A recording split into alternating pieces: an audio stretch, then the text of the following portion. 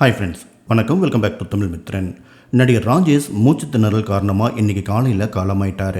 மருத்துவமனைக்கு கூட்டிகிட்டு போகிற வழியிலேயே அவருடைய உயிர் பிரிஞ்சிட்டதா தகவல்கள் வெளியாயிருக்கு. 1949 மன்னார்குடியில் பிறந்த ராஜேஷ் வில்லியம்ஸ் கே பாலச்சந்தர் டைரக்ஷனில் 1974 வெளியான அவள் ஒரு தொடர்கதை படத்தின் மூலமாக அறிமுகமாயிருக்காரு. இந்த படத்தில் சின்ன கேரக்டர் நடித்த ராஜேஷ்க்கு 1979 வெளியான கன்னி பருவத்திலே படத்தில் ஹீரோவாக நடிக்கிற வாய்ப்பும் கிடைச்சது. 1983 ஜோன் சில்வியா அப்படிங்கிறவங்கள திருமணம் பண்ணியிருக்காரு. இவருக்கு திவ்யா அப்படிங்கிற மகளும் தீபக் அப்படிங்கிற மகனும் இருக்காங்க. 2012 ஆகஸ்ட் 6 உடல்நலக் குறைவு காரணமாக ராஜேஷுடைய மனைவி உயிரிழந்துட்டாங்க. சினிமாவை தாண்டி ரியல் எஸ்டேட் தொழிலில் ஈடுபட்டு வந்த ராஜேஷ் சமீப காலமாக யூடியூப் சேனல் ஒன்றையும் நடத்திட்டு வந்திருக்காரு.